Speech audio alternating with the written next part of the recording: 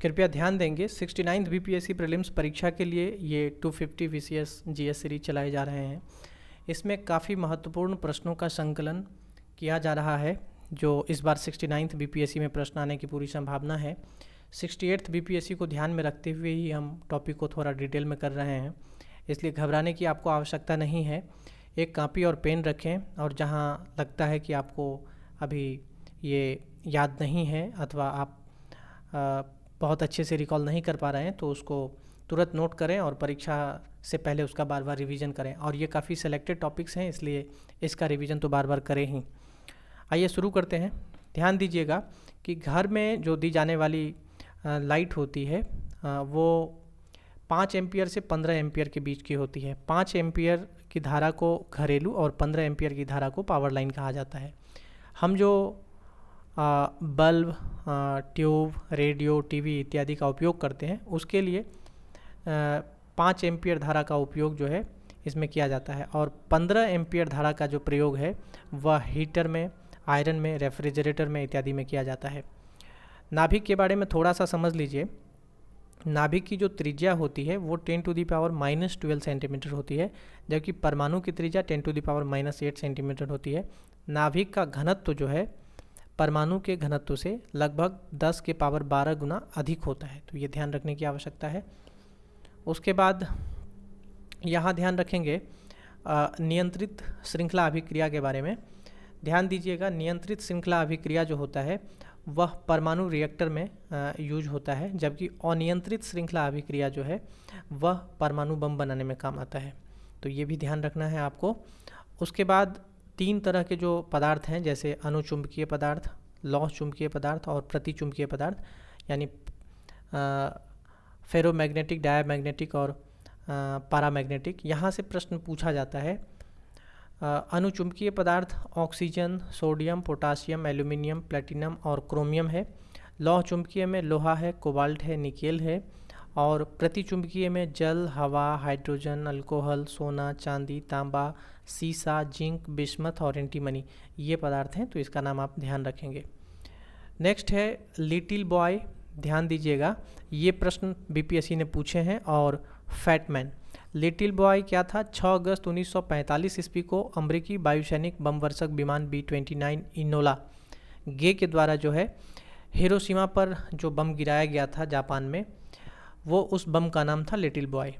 जबकि 9 अगस्त 1945 को जो दूसरा बम, परमाणु बम गिराया गया था नागासाकी पर, उस बम का नाम था फैटमैन, तो ये आपको ध्यान रखने की आवश्यकता है। उसके बाद भारत ने भी 1998 में और 1974 में क्रमशः राजस्थान के पोखरण रेंज में अपना परमाणु परीक्षण किया हुआ था। नाभिकीय विखंडन के बारे में यहाँ देखेंगे, ये दिए गए हैं। ब्रीडर रिएक्टर क्या होता है? ऐसा रिएक्टर जो प्रयुक्त किए गए विखंडनीय पदार्थ की तुलना में अधिक विखंडनीय पदार्थ उत्पन्न करता है, वो ब्रीडर रिएक्टर कहलाता है। इसमें यूरेनियम 238, प्लूटोनियम 239, थोरियम 232 और यूरेनियम 233 जो है प्राप्त होता है।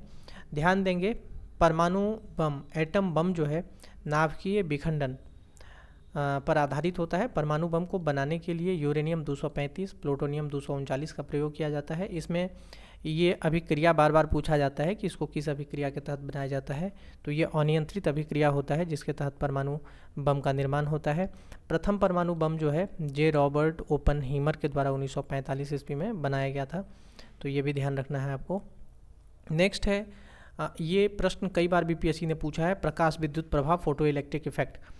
ये ध्यान दीजिएगा, जब धातु के सतह पर उच्च आवृत्ति की प्रकाश किरण आपतित होती है तो उन धातुओं की सतह से इलेक्ट्रॉन का उत्सर्जन होता है। इलेक्ट्रॉन को फोटो इलेक्ट्रॉन कहते हैं, और इस क्रिया को, जो ये पूरी क्रिया होती है, उसको हम प्रकाश विद्युत प्रभाव कहते हैं। सबसे पहले इसका आविष्कार जो है W. स्मिथ ने सन 1873 ईस्वी में किया था, और उसके बाद जो है हर्ज ने भी इसके बारे में बताए थे। बाद में आइंस्टीन साहब भी इससे जुड़ गए, और मिल्किन साहब भी, इन दोनों को नोबेल पुरस्कार मिला था इस पर, प्रकाश विद्युत प्रभाव की विस्तृत व्याख्या के लिए बाद में, तो ये ध्यान रखना है। डायोड वाल्व के बारे में यहाँ हम देखेंगे, पहले इसको देखते हैं। प्रकाश विद्युत प्रभाव के नियम, अभी हमने प्रकाश विद्युत प्रभाव देखा। प्रकाश विद्युत प्रभाव के यहाँ पर 3 नियम हैं, इसको एक बार देख लेंगे आप। उसके बाद उष्मायनिक तापायनिक उत्सर्जन, ये महत्वपूर्ण है। ध्यान दीजिएगा, थॉमस आल्वा एडिसन ने इसके बारे में सबसे पहले बताया था। ध्यान देंगे कि तापायनिक सिद्धांत का प्रयोग कर जो है तापायनिक वाल्व बनाया जाता है, जैसे डायोड है, ट्रायोड, ये सब वाल्व बनाए जाते हैं। डायोड वाल्व जो है इसका निर्माण जो है 1904 ईस्वी में हुआ था। इंग्लैंड के एक वैज्ञानिक थे जिनका नाम था एम्ब्रोस फ्लेमिंग, उन्होंने किया था। और ध्यान देंगे कि डायोड वाल्व जो है ये क्या करता है, इसका जो मुख्य काम है वह है प्रत्यावर्ती धारा यानी अल्टरनेटिंग करंट को डायरेक्ट करंट यानी डीसी में बदल देता है, दिष्ट धारा में बदल देता है।